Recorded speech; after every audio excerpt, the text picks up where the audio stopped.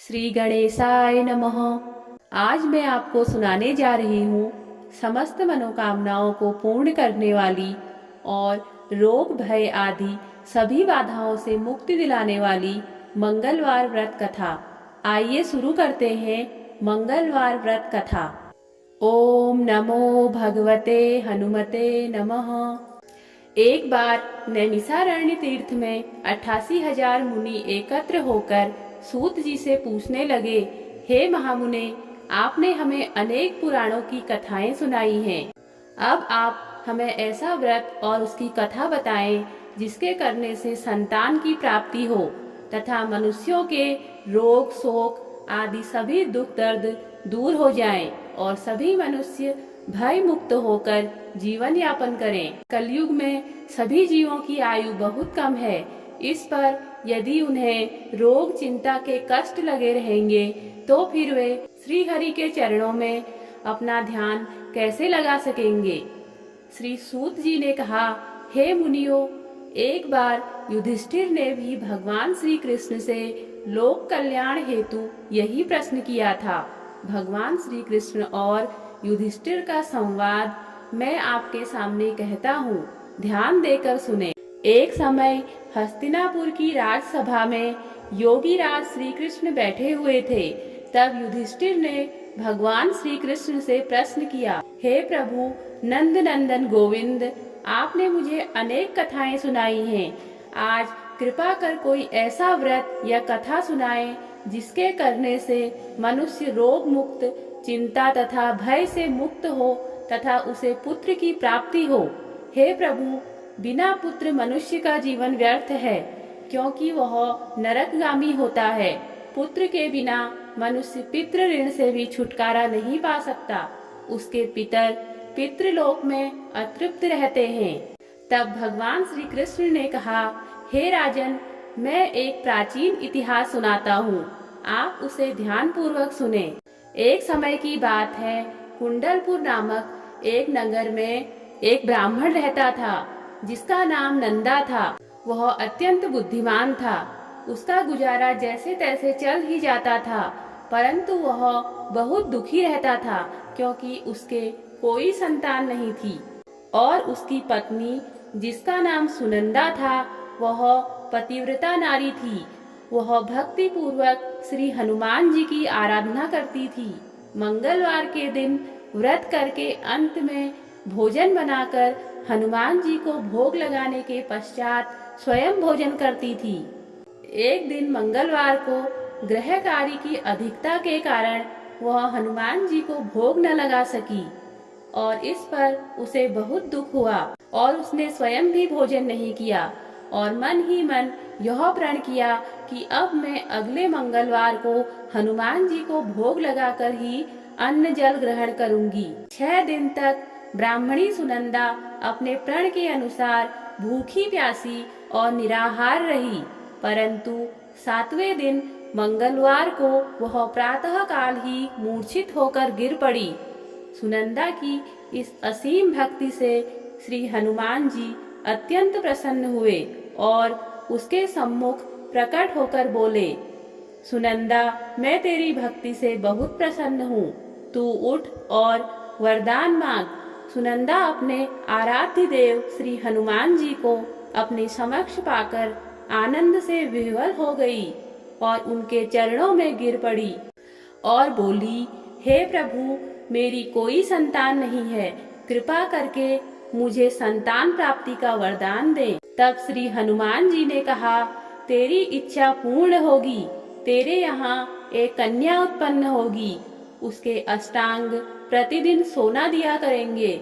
इस प्रकार वरदान देकर श्री हनुमान जी अंतर्ध्यान हो गए और ब्राह्मणी सुनंदा बहुत हर्षित हुई। उसने यह समाचार अपने पति से जाकर कहा। ब्राह्मण देव कन्या का वरदान सुनकर पहले तो दुखी हुए, परंतु सोना मिलने की बात सुनकर ब्राह्मण देव अत्यंत प्रसन्न हो उठे। विचार किया कि ऐसी कन्या के साथ मेरी निर्धनता भी समाप्त हो जाएगी। श्री हनुमान जी की कृपा से ब्राह्मणी ने एक सुंदर कन्या को जन्म दिया और 10वें दिन ब्राह्मण ने उस बालिका का नामकरण संस्कार किया। उसके कुल पुरोहित ने उस बालिका का नाम रत्नबाला रखा। कन्या ने पूर्व जन्म में विधि विधान से मंगल देव का व्रत किया था। उसके पुण्यों के फलस्वरूप रत्नबाला का अष्टांग प्रतिदिन बहुत सा सोना देता था और उस सोने से नंदा ब्राह्मण अत्यधिक धनवान हो गया। ब्राह्मणी सुनंदा भी बहुत अभिमानी हो गई। रत्नबाला जब 10 वर्ष की हो गई तो एक दिन सुनंदा ने नंदा ब्राह्मण से कहा, मेरी पुत्री रत्नबाला विवाह योग्य हो गई है, अतः कोई सुंदर तथा योग्य वर देखकर उसका विवाह कर दे। यह सुनकर नंदा ब्राह्मण बोला, अभी तो रत्नबाला बहुत छोटी है, अभी से क्यों परेशान होती हो। तब ब्राह्मणी ने कहा, हे पतिदेव, रजस्वला का दान देने वाले माता पिता को घोर नरक की प्राप्ति होती है। अपनी पत्नी सुनंदा की यह बात सुनकर नंदा ब्राह्मण ने कहा, अभी तो रत्नबाला केवल 10 वर्ष की ही है, मैंने तो 16-16 वर्ष की कन्याओं के विवाह कराए हैं, अभी किस बात की जल्दी है। ब्राह्मणी सुनंदा ने कहा, आप ये सभी तर्क लालच के कारण दे रहे हैं, आपको तो शास्त्रों के आदेश का पालन करना चाहिए। तब नंदा ब्राह्मण के पास अपनी पत्नी सुनंदा की बात का कोई उत्तर न था। वह बोला, ठीक है, मैं कल ही योग्य वर की तलाश में अपना दूध भेज दूंगा। दान भी तो सुपात्र को ही दिया जाता है। दूसरे दिन ब्राह्मण ने दूत को बुलाया और उसे अपनी पुत्री के लिए योग्य वर तलाशने की आज्ञा दी और दूत स्वामी की आज्ञा पाकर रत्नबाला के लिए वर खोजने हेतु चल पड़ा। अनेक नगर घूमने के बाद उसने पंपई नगर में एक सुंदर ब्राह्मण युवक को देखा, जिसका नाम सोमेश्वर था। वह बहुत गुणवान था। दूत ने इस सुंदर व गुणवान ब्राह्मण के पुत्र के बारे में अपने स्वामी को विस्तार पूर्वक बताया। ब्राह्मण नंदा को भी सोमेश्वर अच्छा लगा और फिर एक शुभ मुहूर्त में विधि पूर्वक सोमेश्वर को कन्या का दान करके ब्राह्मण और ब्राह्मणी संतुष्ट हो गए। लोभी ब्राह्मण नंदा ने रत्नबाला का कन्यादान तो कर दिया, परंतु वह बहुत उदास था। उसने विचार किया कि रत्नबाला अब ससुराल चली जाएगी, इससे जो सोना मुझे मिलता था वह आगे नहीं मिलेगा और मेरे पास जो धन था वह तो इसके विवाह में खर्च हो गया है और जो शेष बचा है वह भी कुछ दिन के पश्चात समाप्त हो जाएगा। उसने विचार किया कि अब कोई ऐसा उपाय करना चाहिए कि रत्नबाला मेरे घर में ही बनी रहे। आखिर उसने एक निर्णय ले लिया। उसने विचार किया कि जब रत्नबाला का पति सोमेश्वर उसे अपने घर वापस ले जा रहा होगा तो वह मार्ग में उसका वध करवा देगा और अपनी पुत्री को अपने घर वापस ले आएगा, जिससे नियमित रूप से उसे सोना भी मिलता रहेगा और समाज की नजर से भी वह बच जाएगा। प्रातः काल हुई। नंदा और सुनंदा ने अपने जमाता तथा पुत्री को बहुत सारा धन देकर विदा किया। सोमेश्वर अपनी पत्नी रत्नबाला को लेकर अपने नगर की ओर चल दिया और दूसरी ओर ब्राह्मण नंदा ने अपने क्रूर निर्णय को कार्य रूप देने के लिए अपने दूत को पहले से ही मार्ग में अपने जमाई सोमेश्वर का वध करने के लिए भेज दिया था।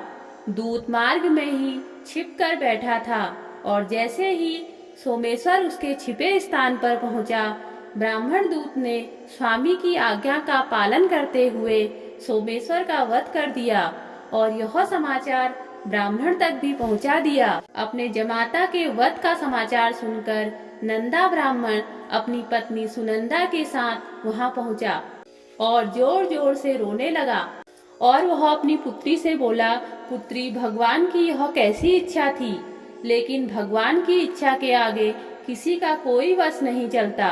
अब तू घर चल और भाग्य में जो लिखा है वही होता है। अपने पति की मृत्यु से रत्नबाला अत्यंत दुखी थी।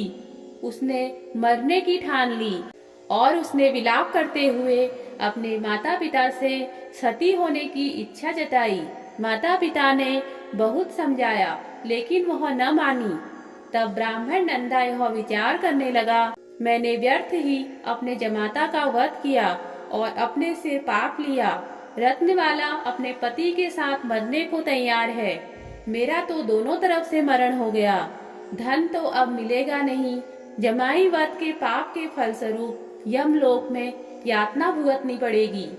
और यह सोचकर वह बहुत दुखी हुआ। सोमेश्वर की चिता बनाई गई।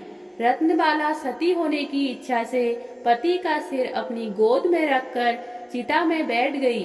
जैसे ही चिता को अग्नि दी गई, वैसे ही प्रसन्न होकर मंगल देव वहां प्रकट हुए और बोले, हे रत्नबाला, मैं तेरी पति भक्ति से बहुत प्रसन्न हूँ।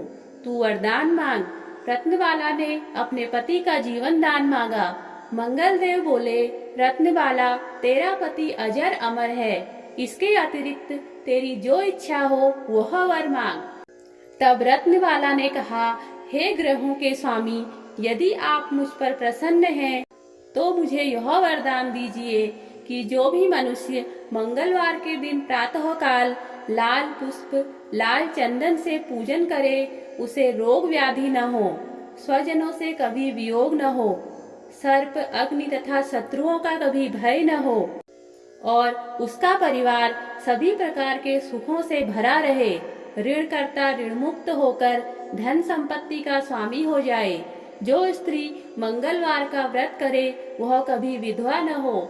मंगल देव तथास्तु कहकर अंतर्ध्यान हो गए। मंगल देव की कृपा से सोमेश्वर जीवित हो उठा। रत्नबाला अपने पति को पुनः प्राप्त कर बहुत प्रसन्न हुई।